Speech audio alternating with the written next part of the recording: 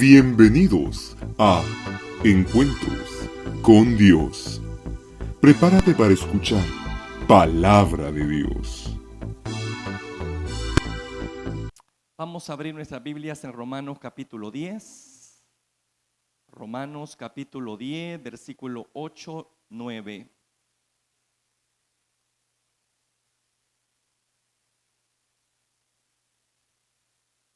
Romanos 10, 8, 9. Bien, ¿lo tenemos? Dice así la palabra del Señor. Mas, ¿qué dice? Cerca de ti está la palabra, en tu boca y en tu corazón. Esta es la palabra de fe que predicamos. Que si confesáramos con tu boca que Jesús es el Señor, creyeres en tu corazón que Dios le levantó de los muertos, serás salvo. Versículo 16. Mas no todos obedecieron al Evangelio, pues Isaías dice: Señor, ¿quién ha creído a nuestro anuncio? Así que la fe es por el oír y el oír por la palabra de Dios. Padre que estás en gloria, agradezco el tiempo que nos permite congregarnos, Señor, poder adorar y bendecir tu nombre. Es un privilegio.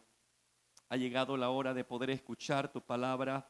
Te pido la habilidad de poder darme a entender, que tu nombre pueda ser glorificado, Señor, y cada una de nuestras vidas bendecidas a través de tu palabra.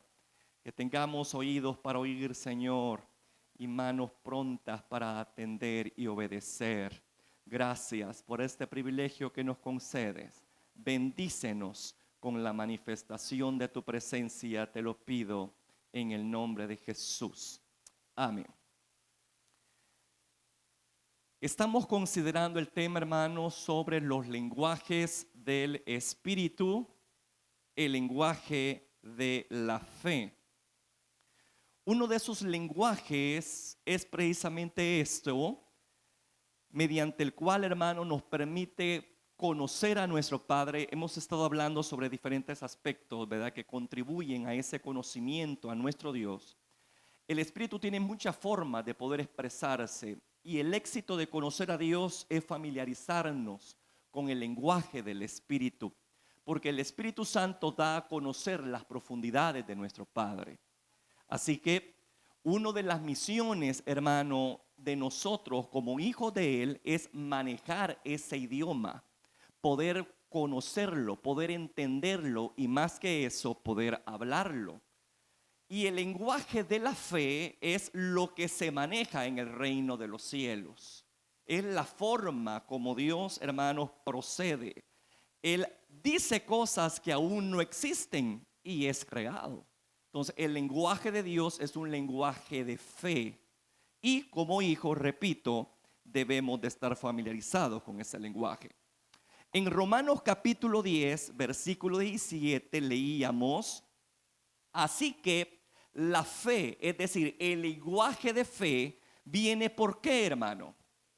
Por el oír, y el oír no cualquier cosa, sino oír ¿qué? Palabra de Dios. A medida de que yo me expongo a la palabra, yo voy aprendiendo el lenguaje de la fe, porque allí lo dice claramente que la fe viene por el oír palabra de Dios. Por eso es que Jesucristo, hermano, instó a todo discípulo a que escudriñemos la palabra, porque a través de ella conocemos a nuestro Dios. Son sus palabras las que dan testimonio de Él. Por esa razón, debemos de estar, hermano, más que dispuestos a conocer el lenguaje de la fe. Ahora bien, para que este lenguaje pueda ser efectivo, debe de operar en tres aspectos para aquel que lo habla, hermano. Yo quiero que vaya una vez más conmigo ahí en Romanos 10, por favor. Romanos 10, 8. Ahí tenemos aspectos importantes que debemos de manejar para poder hablar este idioma. Primero dice ahí que debemos de creerlo, debemos de atesorar esa palabra de fe. ¿A dónde? En nuestro corazón. Por eso es que dice ahí al final del versículo 8, esta es la palabra de fe que predicamos, que si confesares con tu boca que Jesús es el Señor. ¿Y qué dice allí? Y creyeres en tu corazón. Así que el primer aspecto es que esa palabra de fe esté guardada ¿dónde? En el corazón. Segundo, el otro aspecto es que yo esté dispuesto a confesar, a hablar ese lenguaje de fe. Por eso es que dice que si confesares con tu boca, ¿y qué vamos a confesar con nuestra boca? La palabra de fe que hemos recibido. Ahí hay dos aspectos: creer, confesión, y hay otra más, y se encuentra en el versículo 16, que es obedecer a esa palabra. Son tres cosas muy importantes. Por eso es que dice allí, mas no todos, ¿qué dice? Obedecieron ¿a qué? A las buenas nuevas, al lenguaje de fe, al lenguaje que viene del reino. Así que hay tres cosas muy importantes: creer con el corazón, hablar esa palabra de fe y obedecer a ella. Y hemos estado, hermano, abordando el primer aspecto, que es creer, el creer. El creer con el corazón. Solamente así va a ser efectiva esa palabra de fe. Solamente poniendo esos tres aspectos, creer, confesión y obediencia, yo desato poder en ese lenguaje. Por eso es que usted se da cuenta que en el versículo 9 claramente dice que si confesáremos, que si creyéremos, y vamos a agregar lo que dice el versículo 17, si obedecemos al evangelio, ¿qué dice al final de ese versículo? Seremos salvos. En otras palabras, vamos a desatar la promesa, la bendición que lleva esa palabra de fe. Bien. Estamos, repito, considerando el primer aspecto, hermano, y es creer la palabra en el corazón. Desde el punto de vista espiritual, el corazón es el asiento, hermano, o fuente de actitudes, de emociones, sentimientos, pensamientos e intelecto en general. De allí el por qué debe de nacer, escuche bien esto, en el corazón. El proverbista dice esto en el capítulo 23, 7. Porque cuál es su pensamiento, ¿a dónde? En su corazón, tal es él. Cristo también dijo, ahí en Lucas 6:45, de la abundancia del corazón habla la boca. Ahora imagínense, si en nuestro corazón está impregnado de fe, si la palabra de fe está en nuestro corazón, nuestros pensamientos van a estar a tono con la voluntad de Dios y empezaremos a hacer la voluntad de nuestro Padre. Porque ahí dice, por cual es su pensamiento en su corazón, así será su comportamiento. Si yo tengo palabra de fe en mi corazón, yo voy a actuar de acuerdo a ese criterio, de acuerdo a esa palabra. Y no solamente eso, sino como dijo Cristo, de la abundancia del corazón. Si yo tengo en abundancia palabra de fe, mi vocabulario va a ser de confianza. Va a ser, hermano, ¿de qué? De creer en imposible, de desatar la bendición de Dios y no ser pesimista, negativo con mi lenguaje. Por esa razón es que la palabra de fe debe de estar sembrada ¿a dónde? Debe de nacer ¿a dónde? En nuestro corazón. Porque del corazón se desprende tu comportamiento y tu forma de hablar. Si está dominado tu comportamiento y tu forma de hablar con el lenguaje de la fe, usted va a ser una persona de bendición para los demás. Y usted va a traer la bendición de Dios.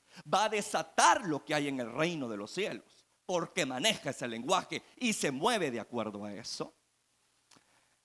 Ahora bien, puesto que el corazón es importante para que nazca y crezca la fe, debemos de guardarlo entonces.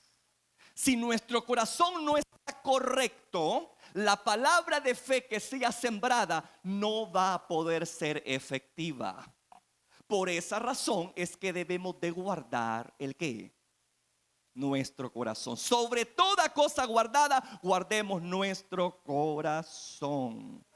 Así que, hermano, debemos de tener en mente esto. Debemos de cuidar nuestro corazón, porque dependiendo de cómo esté nuestro corazón, así vamos a ser receptivos a la palabra de fe. En Mateo capítulo 13, quiero que vaya corriendo conmigo a ese versículo, a ese pasaje de la Biblia. Tenemos los diferentes tipos de corazones, hermano. Y a lo largo de este estudio vamos a identificar qué clase de corazón tengo. Y allí me voy a dar cuenta por qué razón yo no estoy manejando un lenguaje de fe adecuado. Porque mi corazón no está correcto delante de Dios. Así que el propósito de estas enseñanzas, por lo menos en estas, hermano, donde vamos a hablar del corazón, es exponer lo que hay en él, mejorar esa situación para que cuando nos expongamos al lenguaje de fe, podamos que recibirlo de una forma correcta y que produzca y dé fruto al 30, al 60, al 100. Amén. Va. La vez pasada hablamos de un tipo de corazón y es el corazón endurecido, que es aquel corazón, hermano, que se endurece por causa de terceras personas. Y hoy vamos a hablar de otro tipo de corazón. Y vamos a tener esto aquí en Mateo capítulo 13, versículos 5, 6. Tenemos el otro tipo de corazón. Aquí el Señor lo hace de una forma parabólica, es decir, pone la tierra como un simbolismo del corazón. Si la tierra es buena, la semilla que se siembre va a dar el fruto esperado, va a germinar, va a crecer. Pero si la tierra es mala, por muy buena que sea la semilla, se va a echar a perder. Así que aquí el Señor está ocupando la parábola del sembrador para manifestar el tipo de corazón que los hijos de los hombres tenemos, hermano. Y hablamos del primero, cuando un corazón está endurecido, ¿no? Ya no voy a hablar de él porque eso ya lo hablamos el jueves pasado. Así que hoy vamos a hablar de otro tipo de corazón. 13, 5, 6. ¿Lo tiene? Perfecto. Dice aquí, fíjese bien, Mateo 13, 5, 6. Parte cayó, ¿a dónde? En pedregales, donde no había mucha tierra, y brotó pronto porque no tenía profundidad de tierra. Pero salió el sol, se quemó, porque no tenía raíz, se secó. Aquí se nos presenta un terreno que está lleno de pedregales. Ahora quiero que leamos el versículo 20-21 porque tenemos allí la explicación que el Señor da de esa parábola. ¿Qué significan el sol? ¿Qué significan estas piedras? Etcétera. Bien, ya lo tiene. Versículo 20-21 dice: y el que fue sembrado en pedregales, ahí está la explicación, este es el que, ¿qué dice? Oye la palabra de fe, y al momento la recibe con gozo, pero no tiene raíz en sí, sino que es de corta duración, pues al venir la aflicción o la persecución, que es la figura que el Señor toma del sol, mire, la aflicción, la persecución, ¿qué va a pasar? Por causa de la palabra, luego tropieza. Quizás, hermano, usted o yo no estemos hablando el lenguaje de fe porque la tierra, es decir, nuestro corazón, está en pedregales. Jesús aquí no está hablando de echar semillas sobre piedras, hermano. Fíjese bien. sino en una tierra de poca profundidad que parecía estar buena, pero por debajo había pedregales. Y por lo tanto la raíz no puede desarrollarse. La planta efectivamente crece un poco, pero al venir el calor del sol, ¿qué sucede? Se marchita y muere. A eso se refiere. No es que el sembrador ve el puño de pedregales, aquí te van, ve la semilla. No, hermano. Simplemente que el terreno aparenta estar bien, pero por dentro está lleno de piedras. Ese es el problema que se presenta aquí en esta ocasión. Bueno, ahora, ¿qué son las piedras, hermano? ¿Qué podemos nosotros darle ese significado de las piedras? Las piedras en nuestro corazón, ¿qué significan? Pues escuche esto, el pecado confeso, pero que no ha habido arrepentimiento. Es decir, aquella persona, hermano, que ciertamente escucha la palabra, reflexiona y dice: no, hombre, si es cierto, ando mal. Pero solamente se queda en ese nivel de razonamiento, pero no actúa. Confiesa que está en un pecado, pero no tiene determinación de cambiar su estilo de vida. ¿Me explico? Esas son las piedras. Un pecado ciertamente confeso y expuesto a través de la palabra, pero sin ánimo voluntario de poder mejorar. ¿Cuántas veces nosotros hemos pasado en esta situación que nos están diciendo la verdad en la cara, pero no reaccionamos? Y nos vamos ardidos de la cara, hermano, ¿verdad? Y vamos con aquella cosa de incomodidad. Uy, qué feo. Pero no reaccionamos. No reaccionamos y no vamos igual. Esas son las piedras. Recibe la palabra, pero lamentablemente le encanta el pedregal. Le encanta el pecado. Y por esa razón no se logra desarrollar la palabra de fe de una forma correcta y adecuada. Tanto así que cuando viene la aflicción y cuando viene la persecución, como no tiene la suficiente palabra de fe para mantenerse en la crisis, lo que dice aquí sucede: tropieza. Tropieza. Porque mire, hermano, en la vida cristiana nosotros vamos a tener aflicciones y persecuciones, que es lo que el Señor aquí toma como el sol. Tarde o temprano el sol se va a poner sobre nuestras cabezas. En otras palabras, usted va a ser afligido, si no es que ya lo está haciendo. Vamos a ser afligidos, vamos a ser perseguidos. Pero cuando no tenemos una palabra de fe completamente arraigada en nuestro corazón, no podemos tener la fortaleza de mantenernos firmes en ese embate, hermano. Y por eso es que la gente, cuando mira la cosa seria, dice: yo ya no soy cristiano evangélico. Mejor estoy ahí en mi casa, mejor estoy como estoy. Muchos problemas, muchas dificultades. Desde el momento que yo me hice cristiano, no veo las mías, esto no es conmigo. Adiós, me voy para el mundial. ¿Qué sucedió ahí? Una tierra llena de pedregales.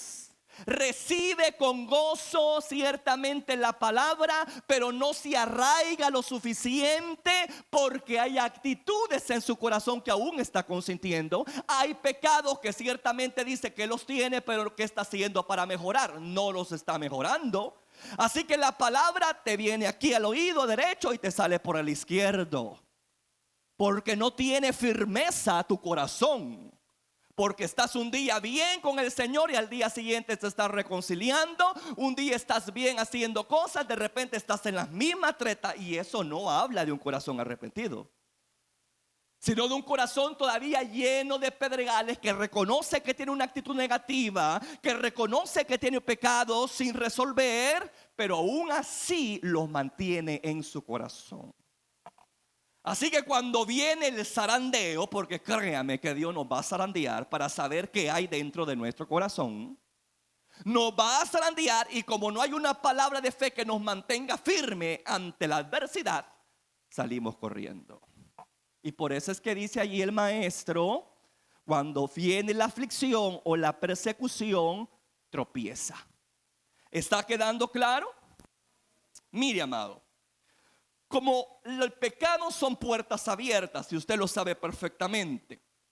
Tenemos esas puertas de entrada por causa del pecado, y cuando viene la crisis de la vida, repito, la fe no es suficiente para enfrentarlas, porque no estamos cultivando una relación sana con Dios y eventualmente sucumbe ante la aflicción y la persecución. Y vamos a poner un ejemplo de un pecado, hermano, que no es un pecado, ¿cómo le diría yo? Algo que pueda escandalizar a la gente, y a veces convivimos con él y no nos estamos dando cuenta. Y estoy hablando de la duda. El pecado de la duda. El dudar es pecado, hermano. Es lo contrario de la fe. ¿Me escucha? El lenguaje de fe es abortado por el lenguaje de la duda. Y repito, cuando no se cree, mas se duda, uno está pecando contra Dios. Y eso debe de tenerlo en mente, porque a veces nos enfocamos en pecados escandalosos y visibles, ¿verdad? Pero no nos ponemos a pensar en estas cosas ocultas y secretas de nuestro corazón, que ahí están. Porque yo le voy a decir, ¿quién no ha dudado alguna vez? Yo soy el primero y que las dos manos y los pies. El problema es mantenernos en la duda y no salir de ese bache. Que el problema no es, hermano, que no va a ser visitado en esa duda. El problema es que la duda aborte los planes y propósitos de Dios para tu vida. Que esa duda te llene de cobardía y te descalifique. Y tenemos ejemplo de esto. Por lo menos la generación, hermano, que salió de Egipto, ¿cuál fue el problema por el cual no entró a su tierra prometida? La duda. Ellos no le creyeron a la palabra de fe que el Señor desató cuando dijo: esta tierra de leche, que fluye leche y miel, va a ser vuestra. Es cierto, hay gigantes, ustedes van a tener que ir y limpiar esa tierra, pero yo voy a estar con ustedes. Pero ellos no creyeron a la palabra de fe. Y empezaron a ¿qué, hermano? A combatir esa palabra de fe con el pecado de la duda. ¿Y qué lo llevó ese pecado? A morir en el desierto. En otras palabras, abortaron el plan y el propósito que Dios tenía para ellos en su generación. Las generaciones pueden perderse, hermano, por no creerle a Dios en lo que Él quiere hacer en su momento y en su tiempo. Y por eso es que debemos de tener mucho cuidado con esto. La duda aborta planes de Dios. Y mire, yo no estoy hablando de otros pecados muy escandalosos, estoy hablando de la duda. La duda no hizo posible que el pueblo entrara a su tierra prometida. Abortó la palabra de fe. Entonces yo lo que le puedo decir, amado, no permita que el enemigo haga abortar los planes de Dios en su vida por sus dudas de cómo Dios va a hacer esto y cómo lo va a hacer, si en qué circunstancias estoy, si yo no me siento competente, si yo no me siento capaz. Y de repente Dios te escribe algo que ni se te parece a ti. Y tú dices: no, es que de otra persona estará hablando, porque yo ni es por cerca le llego yo a esas personas. Es que Dios llama lo que no es como que si fuese. Y Dios no está viendo tu tropiezo y tu debilidad presente. Él es un Dios que mira más allá de tus limitaciones. Y me encanta la palabra de fe, porque no se limita a ver lo negativo de la persona, sino ve lo que se va a convertir esa gente. Así trabaja Dios. Por eso es que cuando Dios lanza una palabra a tu vida y te dice: yo voy a usarte de esta forma, y tú: ay, Padre, pero si yo ni sé hablar puedo, soy mero tartajo. Capaz que yo le hable al púlpito, al público, yo aquí caigo. Yo no puedo hablar, se me traba la lengua.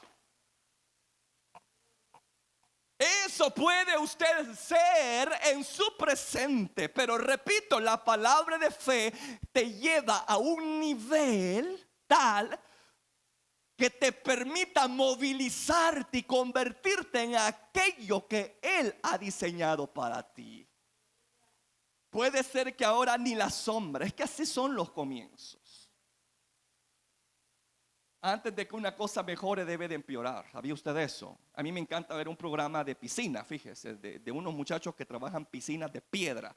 Hacen un montón de volados ahí, pero primero destruyen el lugar.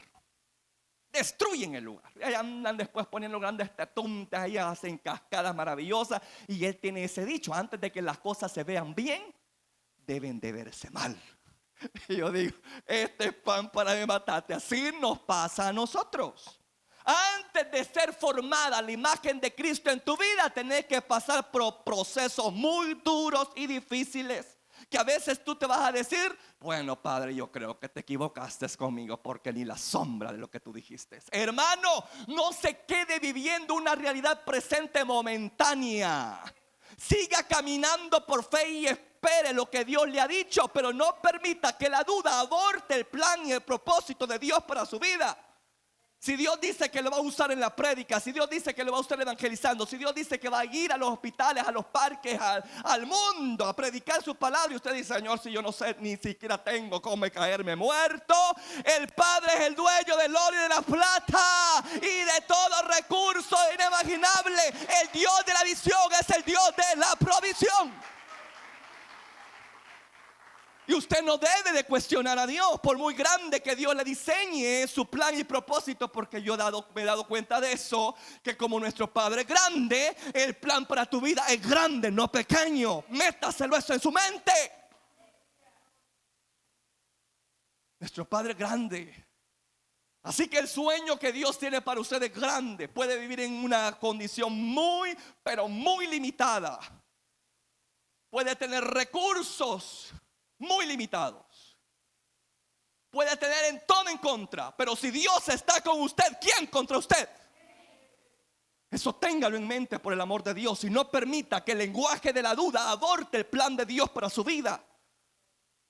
No permita que ese pedregal que se llama duda, no permita que la palabra de fe, cuando Dios le dice: quiero hacer esto contigo, yo te veo así, yo te veo en un puesto importante,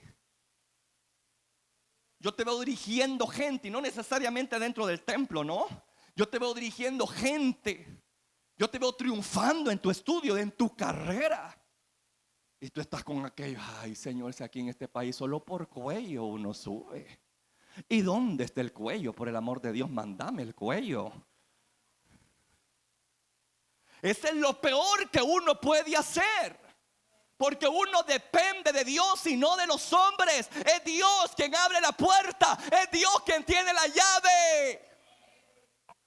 Y cuando Él dice: te voy a abrir esa puerta, es porque Él sabe lo que te está diciendo. Porque sabe los recursos que va a mover, las personas que va a mover. Ahora, yo he entendido que yo debo de estar en el tiempo, en el lugar y con las personas correctas para que esas bendiciones me alcancen.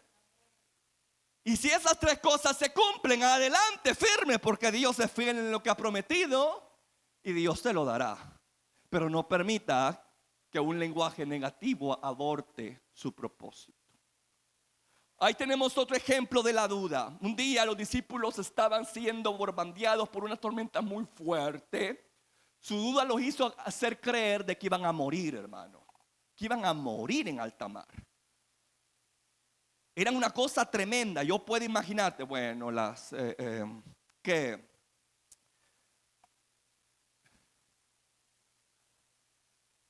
tempestades en alta mar son de película. Es algo terrible, hermano. Y no es que yo haya llegado en alta mar. No, yo lo he visto en la tele, hermano. Yo lo he visto ahí y yo digo: Padre Santo, ayúdame. Qué terrible esto. A uno puede decir: qué gente esta vez más tremenda, viendo que el maestro está ahí y con miedo. No, hermano, si las tempestades son terribles. Cuando se levanta el viento y las tempestades en lagos grandes como en los que estaban, ¿no? Hermano, eran olas tremendas, ¿no? Que estaban por hundir aquella embarcación. Y por eso es que esta gente se empezó a llenar de miedo. Y empezó a declarar muerte sobre ellos. Maestro, ¿que acaso no te das cuenta que estamos qué? muriendo. Que ese es un lenguaje de duda que te lleva a la destrucción. Y lo primero que el Señor hace, ¿qué es? Le reprocha su duda, hermano. ¿Por qué? ¿Por qué le digo esto? ¿Por qué le reprocha? Porque, repito, la duda es pecado. La duda es pecado. Y lo primero que el Señor les dice: ¿por qué temen? ¿Por qué han permitido que un lenguaje de duda venga en su corazón y les permita creer que van a morir estando yo con ustedes? ¿Por qué temen, hombres de poca fe? Cuando yo me detuve a leer esto, yo me di cuenta que lo que el Señor estaba diciéndoles aquí es: ustedes pudieron haber levantado la voz y haber puesto paz en la tormenta.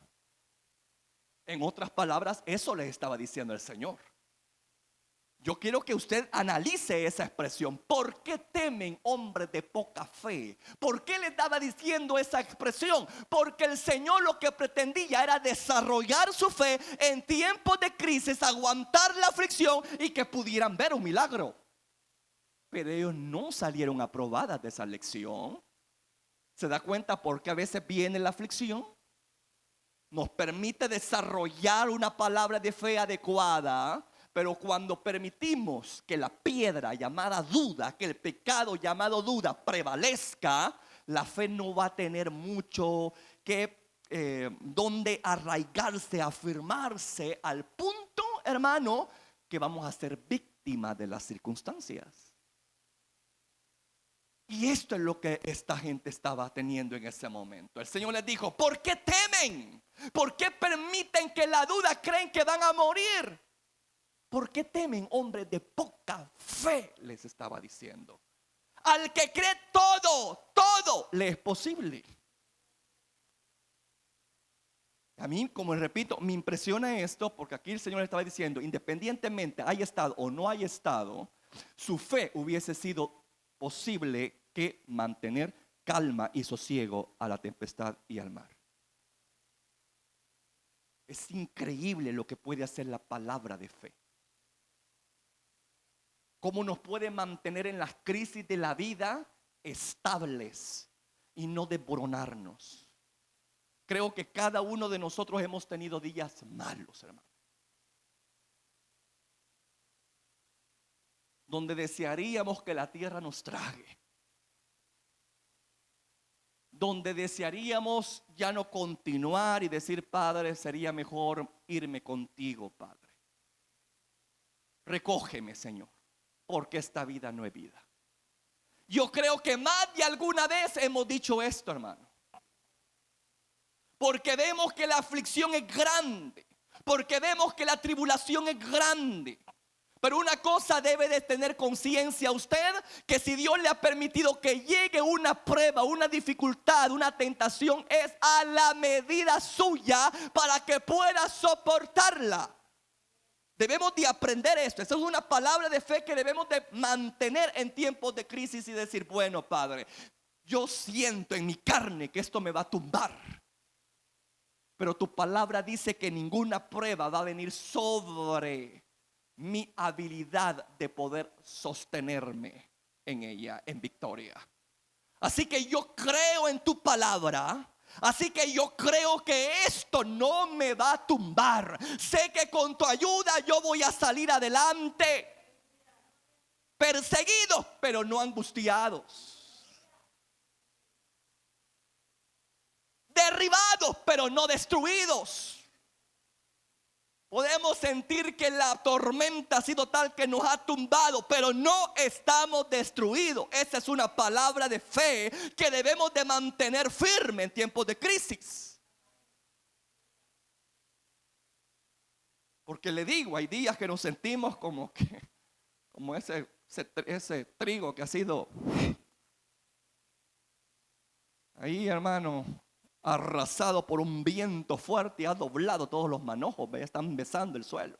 Y así nos sentimos muchas veces, derribados. Pero yo puedo decir, Señor, pueda que yo me sienta derribado, pero tu palabra de fe dice que no estoy destruido. Que las puertas del infierno no van a prevalecer contra tu iglesia y yo soy parte de esa iglesia. Contigo soy más que vencedor, no tengo por qué temer, ninguna alma forjada va a prevalecer contra mí. En tu nombre tendré victoria. Y usted me va a decir, ay hermano, eso es fácil decirlo. Claro que sí. A la hora de la prueba ahí se ve. Pero qué lindo, porque yo también he descubierto, yo sé que también ustedes han habido momentos difíciles y de repente ustedes se han mantenido firmes en una palabra que Dios les ha dado. Y no me van a dejar mentir que esa palabra los ha sostenido. Y han agarrado fuerza de donde no hay. Como bien dice la escritura, que Él da esfuerzo al cansado y multiplica las fuerzas al que no tiene ninguna. ¿Qué quiere decir? Un hecho milagroso sucede cuando le creemos a Dios.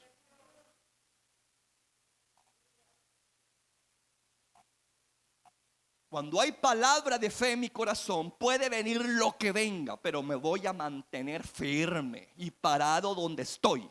Y no me voy a mover. ¿Me escucha? Aunque las circunstancias, aunque todo esté en contra, aunque haya malas noticias, malos diagnósticos, qué sé yo, un diagnóstico negativo, qué sé yo voy a permanecer firme en lo que Dios ha dicho. No moriré, viviré para contar la gloria de Dios. Obvio que tarde o temprano yo voy a morir, pero antes se tienen que cumplir esas promesas. Y como yo muchas veces les he dicho, uno es inmortal en esta tierra, hermano, hasta que el Señor cumpla su propósito en su vida. Así que tenga eso en su corazón. ¿Por qué teme, hombre de poca fe? ¿Por qué teme? ¿Por qué teme? No permita que esa duda haga ahogar la promesa de Dios. Todo tiene un tiempo para que se cuaje aquello. No es de la noche a la mañana, hermano. Pero necesario es que mantengamos firme nuestro lenguaje de fe, que mantengamos firme nuestro corazón, no le estoy diciendo en nuestra mente, en nuestro corazón, que es capaz de mover palabra y actitud en nuestro corazón, mantener firme la palabra que Dios ha sembrado en ella. Y yo le digo, vamos a salir en victoria y adelante, pero no dude, porque la duda mata el lenguaje de fe. La duda es un pecado, es una piedra que está dentro de esa tierra donde Dios quiere sembrar la semilla. Pedro, miren, estoy dando ejemplos de cómo la duda es tan dañina. Por eso le digo que es un pecado, porque nos priva de propósitos, nos hace vulnerables en las crisis y nos impide avanzar sobre lo milagroso. Allá vemos a Pedro, hermano, que recibió una palabra. Si tú eres Jesús, manda que yo vaya a ti. ¿Y qué le dijo Jesús? Una palabrita, solo una palabrita. Ven, ven. Esa es la palabra de fe que recibió. Y el hombre inmediatamente se bajó de la barca, hermano, y empezó a pisar firme, increíblemente, en un agua completamente turbiada, ¿no? Que había sido levantada por la tempestad y por fuerte viento. Una cosa tremenda.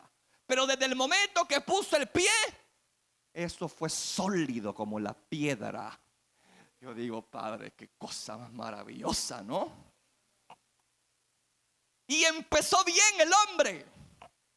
Mientras estuvo consciente y retuvo la palabra de fe, estuvo yendo y caminando firme, pero de presto él se empezó a fijar en las circunstancias y un momento dado que la palabra de fe no tuvo el asidero correcto. ¿Por qué razón? Porque se topó con la piedra de la duda. Inmediatamente la piedra de la duda lo hizo ¿qué? Hundirse. Cuando viene el Señor le dice estas palabras y vuelve a repetir, hombre de poca fe, y añade, ¿por qué dudaste? ¿por qué dudaste? ¿No te diste cuenta que empezaste bien y por causa de la duda te quedaste a mitad del camino?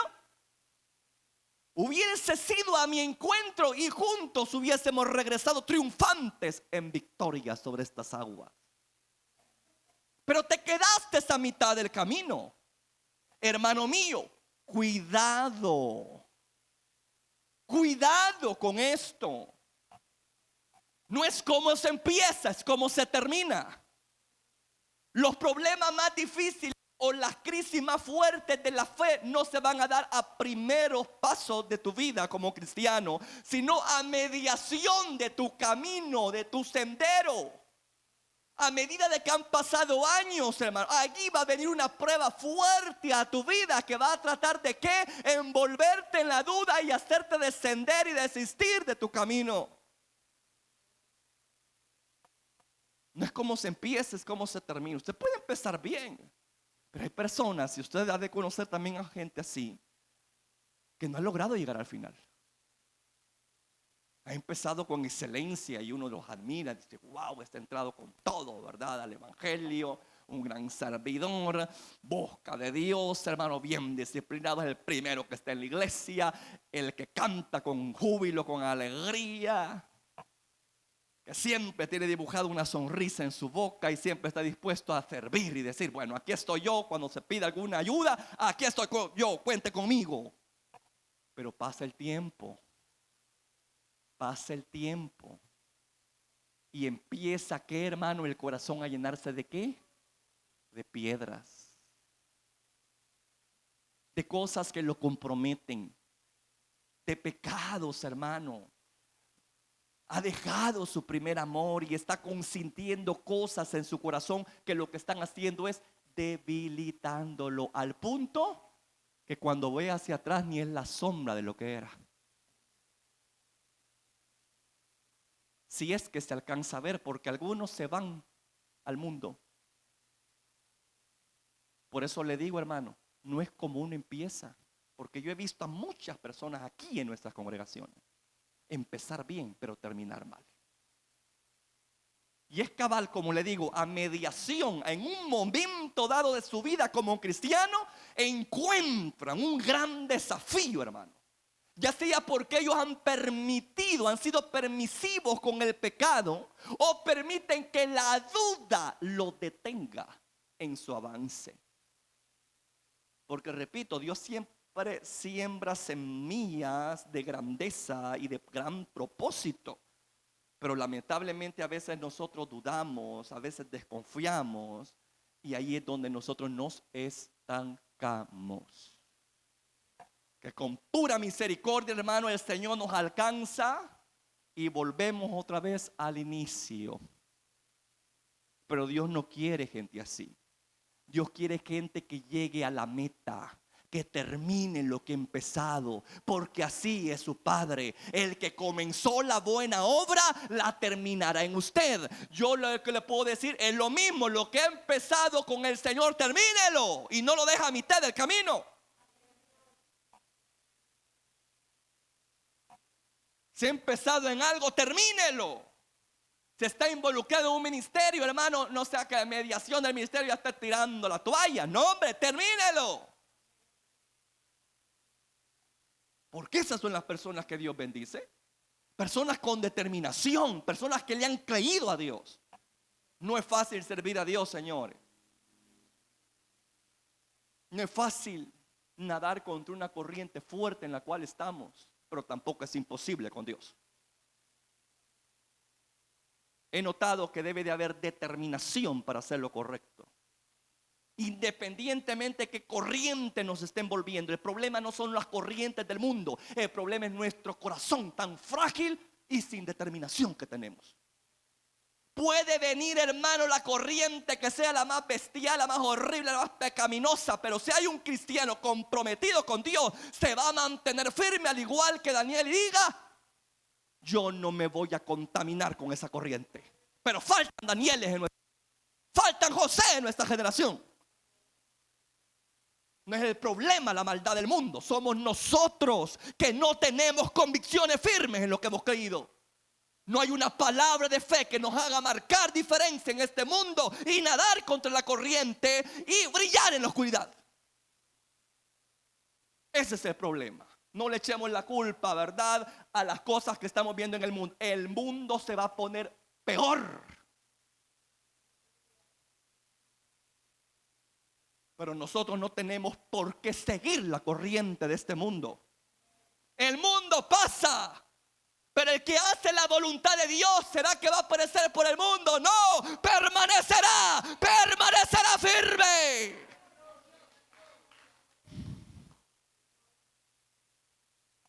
No permita que el diablo me lo detenga a mitad del camino y le empiece a meter culpa. No, ay hermano, es que mire la tentación, es que mire la corriente en que uno está navegando. Sí, hermano. Siempre han habido corrientes muy duras y difíciles en la historia de la humanidad. Siempre. Y también ha habido siempre hombres y mujeres que se han mantenido firmes en medio de esas corrientes. Porque ahora vamos a hacer la diferencia. Si el mismo Dios que ellos sirvieron es el mismo Dios a quien servimos hoy y el mismo Dios que va a prepararnos el día de mañana. Somos nosotros los que cambiamos, no Dios. Él sigue siendo poderoso, pasado, presente y futuro. Así que no le tenga miedo a las corrientes que quieran detenerlo en su avance. Dígale al Padre: Señor, ayúdeme a tener un corazón determinado donde tu palabra se aferre a ese corazón y lo cambie y lo mantenga firme, para que cuando venga a querer el mundo engatusarme, conmigo no va a poder, porque yo estoy en tu mano, Padre. Estoy tan enamorado de ti que aunque me guiñe el ojo el mundo, yo no le coqueteo. Esa es la cosa. Enamorarse de Dios.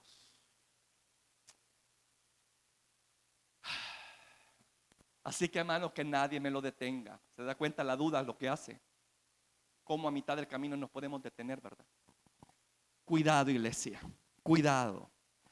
Hay otro ejemplo de lo que hace la piedra llamada duda. Un día estaban los discípulos, yo puedo imaginarlos rodeando a un endemoniado, un lunático, hermano. Estaban batallando con el demonio y no pudieron con él.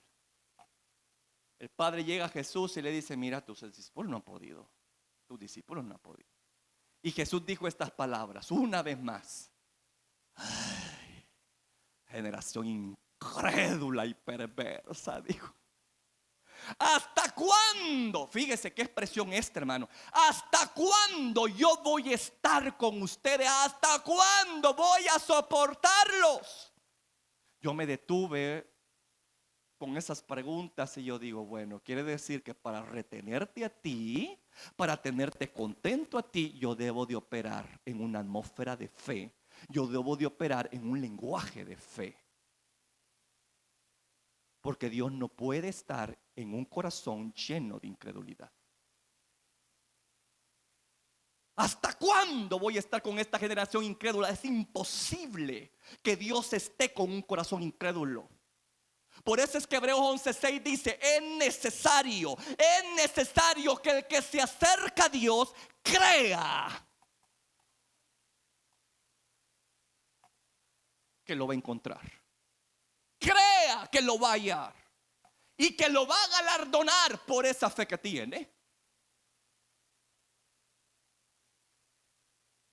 Así que, amado, yo le digo, en el nombre del Señor, tengamos mucho cuidado.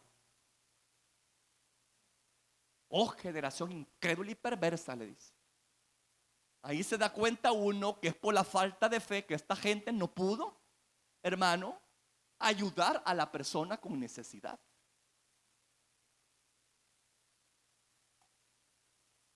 Y él dijo esas palabras: Señor, ¿hasta cuándo? Es decir, estaba marcando tiempo. Ya quería irse con el Padre él en ese momento.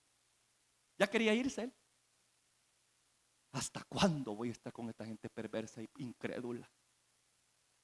Porque cuando hay perversidad e incredulidad en el corazón, repito, hermano, no puede haber operación de lo sobrenatural. se ahoga la palabra de fe. No encuentra asidero. La duda la quema la raíz. Así que cuando viene el desafío, ahí te detienes. Porque tu desafío puede más que la palabra de fe. Y yo, ¿cómo voy a ayudar a esta gente si de puras penas me ayuda a mí mismo?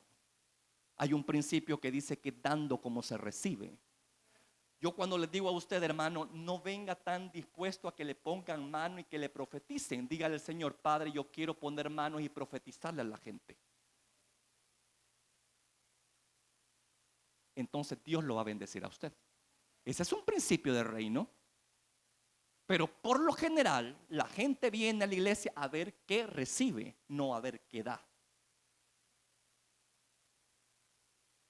Y parte del lenguaje del reino para que Dios suelte es que debemos de ser menos egoístas y más empáticos con la gente.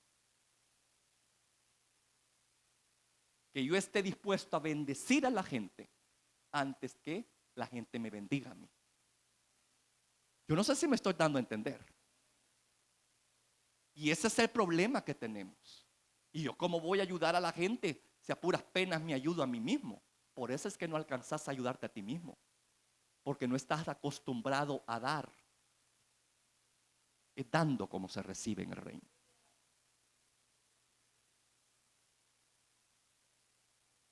Así que si venimos a la casa de Dios y hay necesidad, ¿qué espera Dios? No que nos compara, no que nosotros digamos: ay, yo cómo le voy a dar algo a esta persona. Le puede servir hasta de ofensa que yo le dé $1. Y quizás ese $1 es lo que le falta para ajustar quizás un pago, hermano.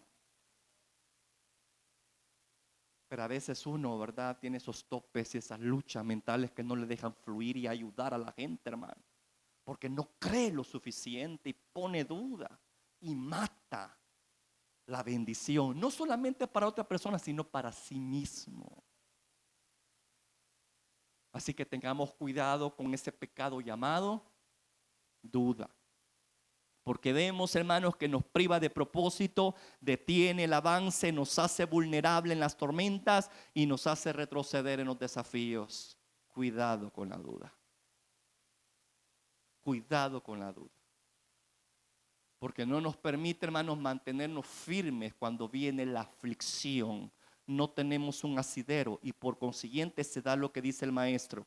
Cuando viene la aflicción a esta clase de personas, retrocede. ¿Por qué razón? Porque la palabra de fe no ha encallado en su corazón para mantenerlo firme en la aflicción. Ahora, ¿qué con la persecución? ¿Qué con las persecuciones? Mire, hermano, no hay persecución más grotesca y violenta que la tentación. No le estoy hablando yo de persecuciones, de que un hermano me está hablando mal o he tenido problemas con determinada persona. No. Le estoy hablando de tentaciones. Esas son verdaderas persecuciones, hermano. Yo no sé cuántas veces ha sentido usted perseguido por una tentación.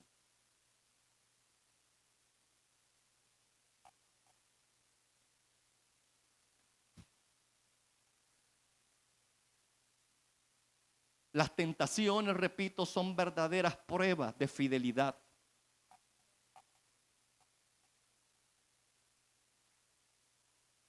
Cuando uno tiene una actitud correcta ante esas situaciones, hermano, uno puede enfrentar la persecución llamada tentación. Cuando uno tiene un asidero correcto en la palabra de fe, cuando yo me mantengo y digo: Padre, tú has dicho que yo no voy a tocar esto porque esto es algo prohibido para mí. Aunque el enemigo me lo esté dando en bandeja de plata, en bandeja de oro, yo no lo voy a tomar porque me es prohibido, Señor. Y que a mi carne le agrade, no va a tener cabida dentro de mí. Así es como se logra vencer la persecución. Cuando yo estoy convencido que Dios me quiere en una vida de consagración y de sometimiento. Esa es la palabra de fe que me mantiene. Que debo de vivir en integridad a mi Dios. Que aunque otros lo hagan, eso no quiere decir que yo lo voy a hacer. Que a otro lo esté haciendo y le esté yendo bien. Por el momento le puede estar yendo bien. Pero créame, Puede pasar un año, 2, 3 y muchos años, pero cuando llega, llega. Y te deja señalado de por vida, marcado de por vida. Y si eres hijo de Dios, vienes con esas marcas terribles, hermano, para ya no volver a lo mismo. Entonces, ¿para qué llegar a esos extremos? Pero yo le digo, la única forma de poder vencer la tentación es tener un asidero bíblico ante la tentación que pueda venir a tu vida. Este hombre está casado, está prohibido para mí. Hay muchas mujeres. ¿Para qué me voy a fijar en alguien que está casado?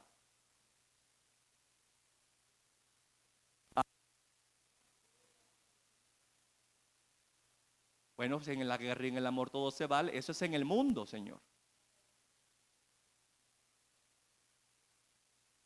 ¿Y qué tiene de malo que yo vaya a comprar un raspín y me saque la lotería? Ese es ganarse la vida fácil.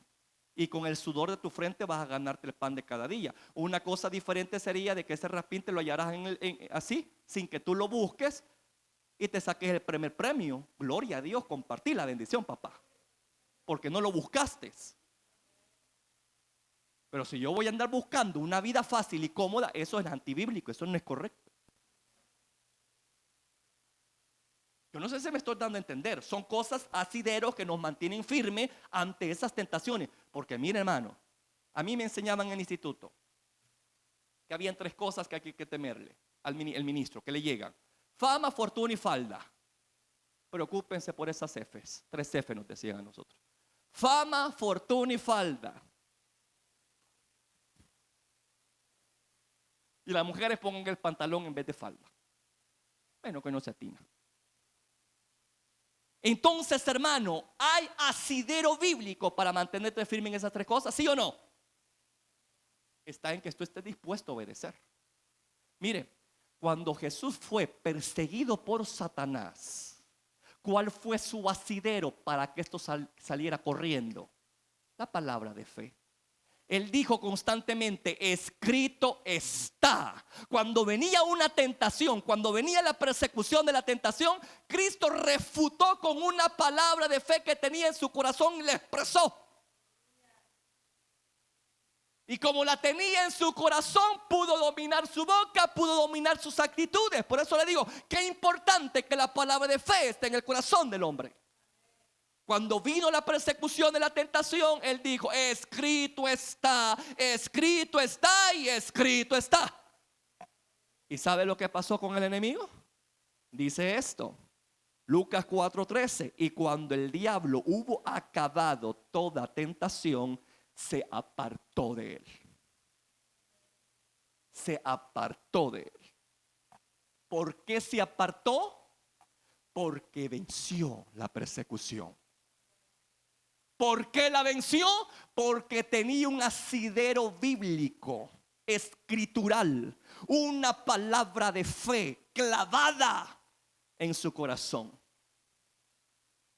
Tanto así que cuando vino la tentación, si usted lee bien, fue oportuno cada versículo de acuerdo a la tentación. Le ofreció pan, le dijo: no solo de pan vivirá el hombre, sino de toda palabra que sale de la boca de Dios. Él tenía siempre una palabra oportuna, una escritura oportuna para cada tentación. Para cada tentación suya hay una escritura oportuna, que lo único que resta es que usted la vaya a buscar cuando se sienta atacado. ¿Me escucha?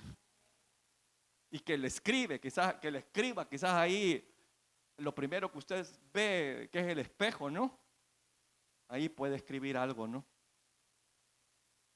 Y hacerle recordar la palabra de Dios. Ahí donde cojeamos, ahí hacernos recordar, ¿no?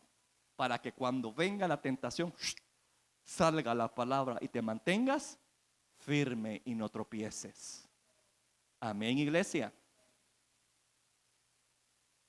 Ahora, si yo no tengo un asidero bíblico como lo tenía Jesucristo, si no había palabra de fe en mí, ¿usted cree que yo voy a soportar la tentación? Si yo no tengo la disciplina de someterme a la escritura, a inquirir en ella, a indagar qué es lo que Dios quiere para mi vida, para el matrimonio, para la familia, para el trabajo, para nivel personal, etcétera, porque para todo hay aquí, para todo. Si no hay una disposición de inquirir en esto, ¿usted cree que cuando venga la tentación yo la voy a soportar? Eso que me persigue me va a agarrar, hermano, y me va a hacer leña. Y no va a ser culpa de Dios, va a ser culpa mía por negligente. Por negligente. Por eso es que yo debo de escudriñar. Lámpara es a mis pies tu palabra y lumbrera a mi camino. ¿Y con qué va a limpiar el joven su camino? Con guardar el qué, tu palabra. Por eso es importante disciplinarnos en la Escritura. Para que cuando venga la amenaza, la persecución, llámese como se llame esa tentación tuya, tú puedas tener un asidero bíblico el que diga, no voy a hacer esto. La palabra me controla, la palabra me domina. Él es mi ancla, la palabra. Es mi lumbrera, el que dirige mi camino. Pero cuando yo no tengo esa disciplina, ¿qué va a pasar? Obviamente yo no voy a soportar la persecución y no va a ser el diablo precisamente el que va a huir de mí. Por eso es que la Escritura dice allá en Santiago 4:7, someteos primero a Dios, a lo que Él ha establecido en su palabra. Sométete a lo que Él quiere para tu vida. Obedécele. Familiarízate con lo que Él quiere contigo. Resistí. Fíjate que usted está diciendo, anda, huí de la gente. Yo tenía esa maña infantil, se puede decir, de huir de mis miedos y de mis temores. Y me dijo Dios, ¿qué estás haciendo? Nunca vas a superar tus fobias si tú no las enfrentas. Y yo me topé con ese versículo, resistir. Y resistir es a alguien que le esté dando guerra, hermano. Si te están ofreciendo puño el diablo, pues ofrecerle puño también tú. Eso es resistir. ¿Me escucha? Él te bombardea por acá, vos le sales con otra bomba al final del camino. Eso es resistir, no huir. Porque al final de esto, ¿qué va a pasar? Es él, no usted, quien va a huir. Someteos a Dios, resistid, no huyas. Resiste correctamente, con palabra de fe, resístelo. Y entonces usted va a contar la misma historia que contó Jesús. Después que terminó la tentación, porque todo acaba, hermano. Esos periodos de tentación van a acabar. No son eternos. Van a acabar, pero resista. Y le va a platicar lo mismo que le platicó a Jesús. Cuando el diablo hubo acabado la tentación, terminó el ciclo de tentación, se apartó de él. Llévese eso en su mente y en su corazón. Hay ciclos de tentaciones, pero así como vienen, así terminan. Sea cuidadoso cuando esté en él. Aférrese a la palabra de fe y manténgase firme en eso. Soporte, resista, porque al final la victoria es suya.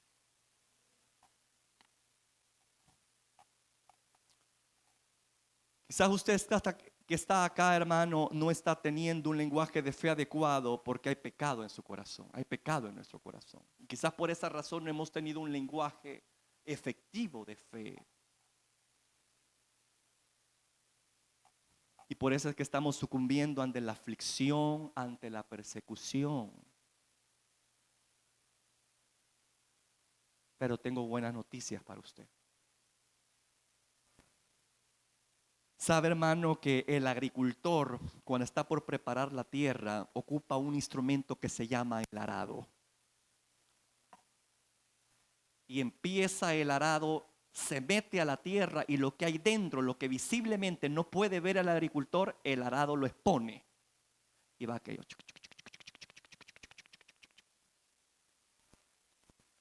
Y a medida de que aquello va avanzando como que fueran garras, ¿no? Que se meten en la tierra, hermano mío, y descubren lo oculto. La va sangrando la tierra. A medida que la va sangrando, Ahí va saliendo el puño de piedritas, un poco aquí, un poco allá, un poco acá y poco acá. Lo mismo hace Dios con nosotros. Solo que Él no ocupa un arado así físico. ¿Sabe lo que ocupa Dios para sacar a luz las piedras del pecado que hay? Y para darle tratamiento a esas piedras y apartarlas de ti y hacerte de ti una tierra fértil y próspera y bendecida. ¿Sabes qué ocupa el Padre? La sangre de Cristo.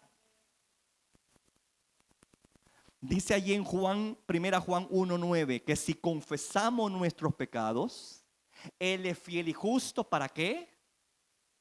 Para perdonar esos pecados.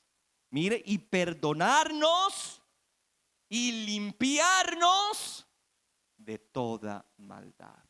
Si usted confiesa y se aparta, encontrará misericordia y encontrará gracia.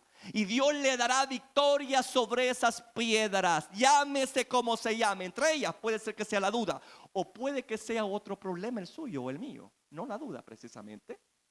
Yo no sé qué problema puede tener usted en su corazón con lo cual usted está bregando, hermano, está luchando. ¿Ya reconoció ahorita su piedra? A esta altura ya reconoció y lo llama por nombre. ¿Cuál es la piedra que hay en su corazón que está dentro? ¿Será que la palabra de Dios ha expuesto muchas veces esa piedra, pero ha venido usted y ha vuelto a enterrar la piedrita? Porque así hacemos. La palabra expone y venimos nosotros como la ardillita, ¿va? Y le escondemos otra vez la nuez. Y vuelve otra vez la palabra y les pone. Y volvemos otra vez a escarbar y la metemos otra vez. No, hermano, quitémonos ya de eso, hombre. No juguemos. No juguemos. Dios quiere una vida de victoria en usted, hombre, y en mí. No juguemos.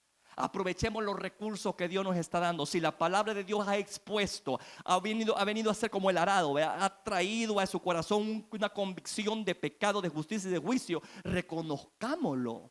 Y no solamente nos quedamos reconociendo aquello, sino pidámosle perdón al Padre. Y tengamos determinación de decir: Señor, borrón, cuenta nueva, de aquí ya no más. Eso se llama arrepentimiento. Y esa es la forma como Dios trabaja con esa tierra con piedra. ¿Me estoy dando a entender? Confesión, arrepentimiento. Y la sangre de Cristo, hermano, va a limpiar y va a trabajar en esa área y va a hacer de tu tierra fértil, para que cuando sea sembrada la palabra de fe, esa palabra se torne en algo que dé fruto al 30, al 60 y al 100. De esos quiero ser yo. Póngase de pie, por favor, amado. Póngase de pie. Vamos a orar un momento. Si este audio ha sido de bendición para ti, te invito a que te suscribas, a que le des like y que actives la campanita de notificaciones para que estés al pendiente de cuando se suben los videos. Asimismo, comparte este video con todos tus contactos y amigos para que sea de bendición con cada uno de ellos. Que Dios te bendiga.